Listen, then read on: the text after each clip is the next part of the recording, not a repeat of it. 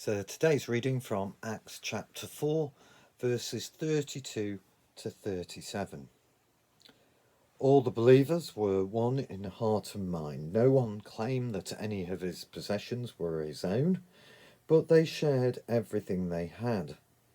With great power, the apostles continued to testify to the resurrection of the Lord Jesus, and much grace was upon them all.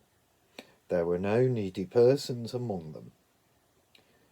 For from time to time those who owned lands or houses sold them, brought the money from the sales and put it at the apostles' feet, and it was distributed to anyone as he had need.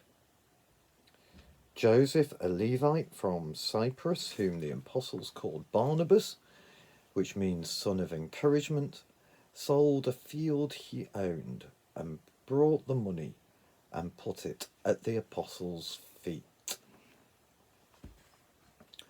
Another reading for us that I think speaks to our times as we're stuck in this lockdown for the next couple of weeks or so.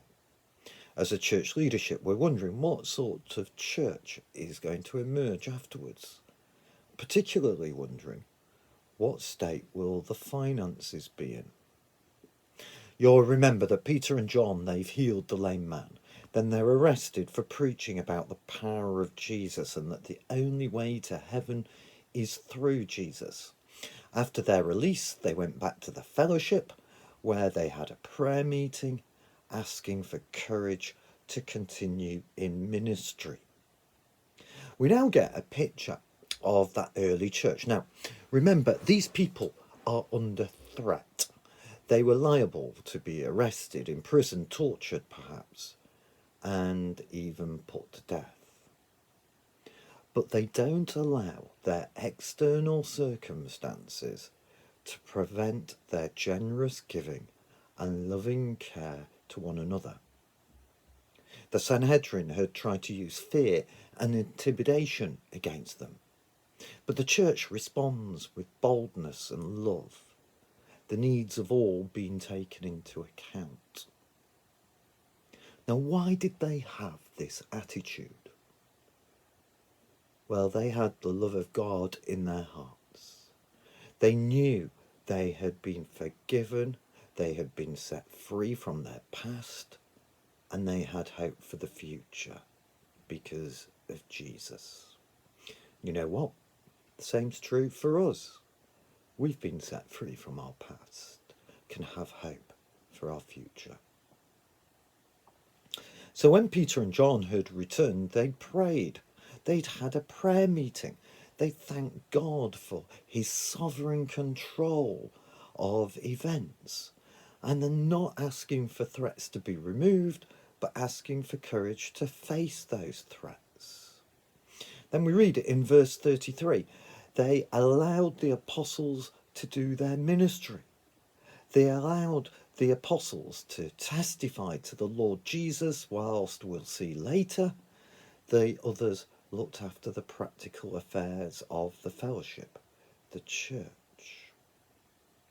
Now, I'm not sure that these verses are meant as a model for all churches. In our current society, it would be pretty impossible. But I do believe they give us some principles as to how to model church today. That we begin with a saving faith in the Lord Jesus Christ. Because, as we've seen before, without that, there is nothing. Then, did you notice in verse 33, it says God's grace was so powerfully at work in them all.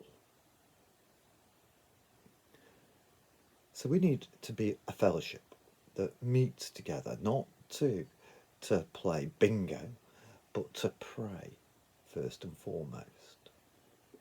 That with the love of God in our hearts, recognising all he has done for us, we will, as he has told us to do, mirror that love in our own lives. We will have a sense of responsibility and love for one another. And we will give wholeheartedly, as generously as we can, to support the proclamation of the resurrection of the Lord Jesus. You know, I do wonder if in our day we've got so used to our form of laid back Christianity, which makes so little demand of us, that we want to kick back against this all consuming Christianity. Our reading ends with the example of Barnabas, who will go on to do great things for God. Now remember, he's a foreigner. We're told he's a Greek Jew. But he was committed to Jesus wholeheartedly and serves as an example to us, and perhaps should be an example as we think of his generosity. So this picture of the early church, a praying church first and foremost, a serving church that allows the apostles to go on with their proclamation of the Lord Jesus, a generous church who look after the needs of one another. And to say this is not relevant is rubbish, because that church were facing threats to their very existence, and still showed love and care for one another.